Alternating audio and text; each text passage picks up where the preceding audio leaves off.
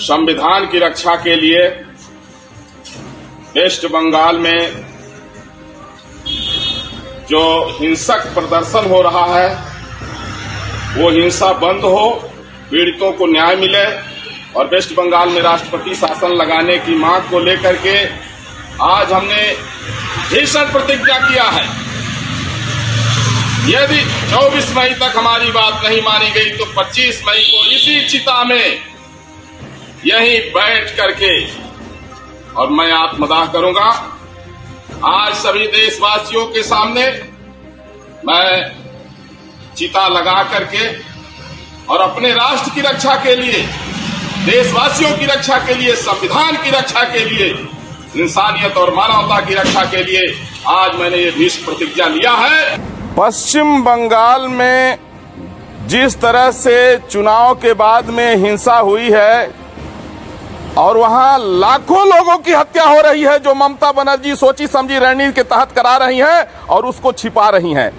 जब वहां भाजपा अध्यक्ष जेपी नड्डा चुनाव के पहले गए थे तो उनके ऊपर हमला हुआ था और इसके बाद हिंसा के बाद में जब बीजेपी के विदेश मंत्री जब वहां पहुंचे तो उनके काफिले पर हमला हुआ। जब मंत्रियों के इतनी सिक्योरिटी के बाद उनके ऊपर हमला हो रहा है तो वहां आम पब्लिक की क्या स्थिति होगी। वो भी उन्होंने दावा किया कि पुलिस की मौजूदगी में उनके ऊपर हमला हुआ।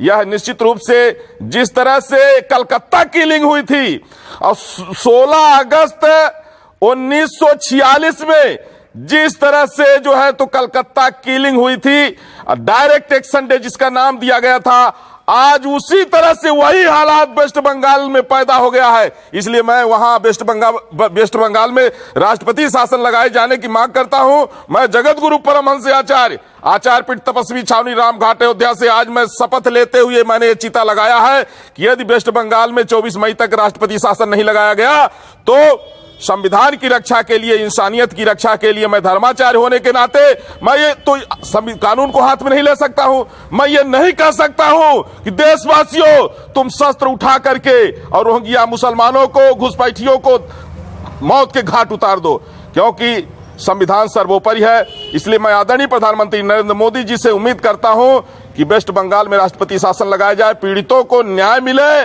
जिनका घर जला दिया गया है उनको घर बनवा के दिया जाए, जिनके यहां मौत हुई है कम से कम लोगों को 1 करोड़ रुपए पर मौत पर और एक सरकारी नौकरी दी जाए। और वहां के जो हालात हो गए हैं, ममता बनर्जी ने चैलेंज किया था खेला होबे, और जैसे ही जो है तो इलेक्शन जो है खत्म हुआ, खेला शुरू हो गया और वहां जो हुआ है वो कलकत्ता किलिंग की तरह है।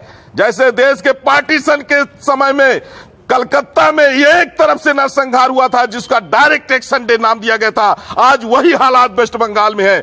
और अगर इस पर मोदी जी एक्शन नहीं लिए तो फिर जिस तरह से जो है देश का पार्टीशन उस समय हुआ था वही हालात वेस्ट बंगाल में लोगों ने पैदा कर दिया है। मैं उम्मीद करता हूं कि जो रोहिंग्या मुसलमानों को, घुसपैठियों की नेशनलिटी समाप्त करके देश से बाहर किया जाएगा। और अगर ऐसा नहीं होता है तो फिर 25 मई को मेरा मरना निश्चित है, क्योंकि अगर संविधान की धज्जियां उड़ेंगी अपने सामने तो मैं देशभक्त हूं, मैं निर्दोषों को मरते नहीं देख सकता हूं। इसलिए मैं अपने आप को ही चिता में जला करके स्वाहा कर दूंगा।